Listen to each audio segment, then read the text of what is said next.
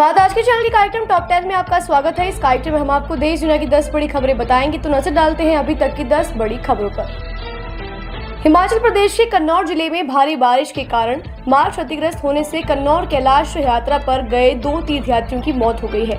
इस घटना के बाद यात्रा स्थगित कर दी गई है। अधिकारियों ने बताया कि नदियों में तेज बहाव के कारण तंगलिप्पी और कंगारंग में 2 अस्थायी पुल बह गए थे और यात्रा स्थगित होने के बाद फंसे कुल 1196 श्रद्धालुओं को मंगलवार से पुलिस, भारत तिब्बत सीमा पुलिस और एनडीआरएफ के दलों द्वारा बचाया गया। 230 लोगों को बिना किसी व्यवधान के पुरवानी के रास्ते वैकल्पिक कठिन मार्ग से सुरक्षित स्थानों पर पहुंचाया गया, जबकि बाकी लोगों को नदियों के ऊपर जिपलाइन के माध्यम से बचाया गया।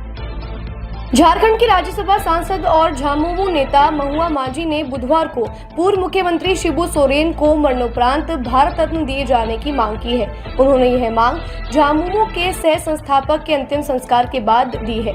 शिबू सोरेन ने सोमवार को दिल्ली के एक निजी अस्पताल में अंतिम सांस ली।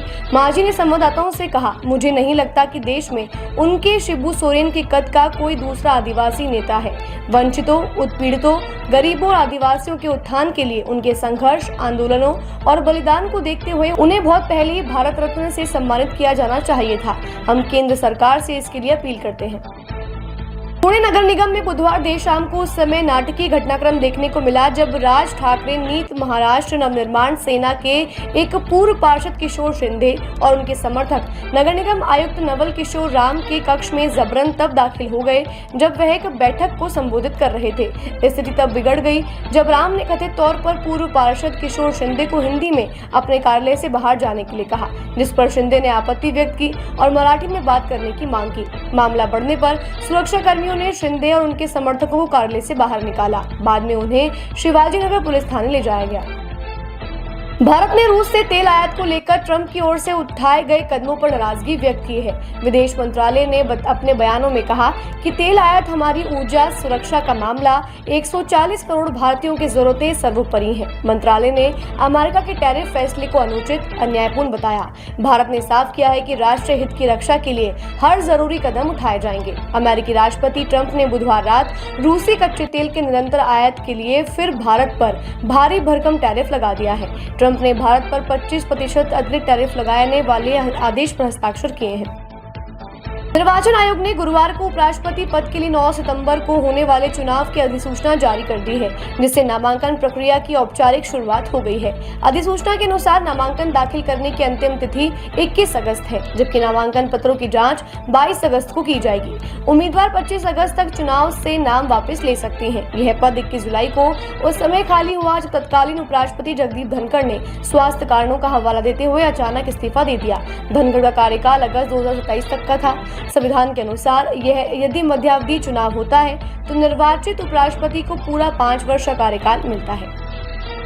प्रधानमंत्री नरेंद्र मोदी आज नई दिल्ली स्थित ICAR पूसा में MS स्वामीनाथन शताब्दी अंतर्राष्ट्रीय सम्मेलन को संबोधित करेंगे। इसके बाद प्रधानमंत्री जनसमूह को संबोधित करेंगे।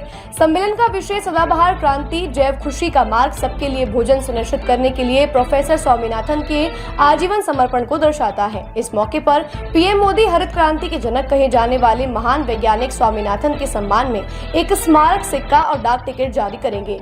सदाबहार क्रांति, जैव सुख का मार्ग विषय पर आधारित 7 से 9 अगस्त तक चलने वाले सम्मेलन में सतत और समतामूलक विकास में प्रोफेसर स्वामीनाथन के योगदान को सम्मानित किया जाएगा। मध्य प्रदेश की भाजपा सरकार ने अपनी ही पार्टी के विधायक पर अवैध उत्खनन के मामले में 443 करोड़ रुपए का भारी भरकम जुर्माना लगाया है। मुख्यमंत्री डॉक्टर मोहन यादव ने मंगलवार को विधानसभा में प्रश्नकाल के दौरान कांग्रेसी विधायकों की सवालों का जवाब देते हुए ये जानकारी लिखित में दी। मामला कटनी के विजय राघवगढ़ से भाजपा विधायक संजय पाठक से जुड़ी खदानों का है। आरोप है कि विधायक संजय पाठक के जबलपुर के सिहोरा में निर्मला मिनरल्स, आनंद माइनिंग और पैसिफिक एक्सपोर्ट के नाम से 3 खदानें हैं। इन सभी खदानों में जमकर अवैध उत्खनन हुआ है। बीते दिनों गुजरात ATS ने अलकायदा के ऑनलाइन टेरर मॉड्यूल का भंडाफोड़ करते हुए शमा परवीन समेत 5 आतंकियों को देश के विभिन्न हिस्सों से गिरफ्तार किया था। गुजरात एटीएस ने बताया कि शमा ने पाकिस्तानी सेना प्रमुख आसिम मुनीर से गजवाए हिंद शुरू करने की अपील की थी। उसने कहा, अब समय आ गया है जब पाकिस्तान को भारत में खिलाफत प्रोजेक्ट को लागू करने की दिशा में कदम उठाने चाहिए। एटीएस के अनुसार परवीन पाकिस्तानी जनरल आसिम मुनीर के एजेंडे को भारत में बढ़ा रही थी। वह ऑपरेशन सिंदूर के दौरान सोशल मीडिया पर लगातार भारत के खिलाफ जहर फैला रही थी। गुजरात एटीएस को शमा परवीन की ऐसी कई पोस्ट मिली है जिनमें पाकिस्तान का खुला समर्थन और भारत के खिलाफ नफरत भरे संदेश शामिल हैं। कांग्रेस के पूर्व अध्यक्ष राहुल गांधी ने अमेरिकी राष्ट्रपति डोनाल्ड ट्रंप द्वारा भारत पर कुल 50% का शुल्क लगाए जाने की घोषणा के बाद बुधवार को कहा कि यह आर्थिक ब्लैकमेल है, लेकिन प्रधानमंत्री नरेंद्र मोदी को अपनी कमजोरी भारतीय हितों पर हावी नहीं होने देना चाहिए। लोकसभा में विपक्ष के नेता राहुल गांधी ने एक्स पर पोस्ट किया, ट्रंप का 50% टैरिफ आर्थिक ब्लैकमेल है, अनुचित व्यापार समझौते के लिए भारत को धमकाने का एक प्रयास है। उन्होंने कहा कि बेहतर होगा कि प्रधानमंत्री मोदी अपनी कमजोरी को भारतीयों के हितों पर हावी न होने दें।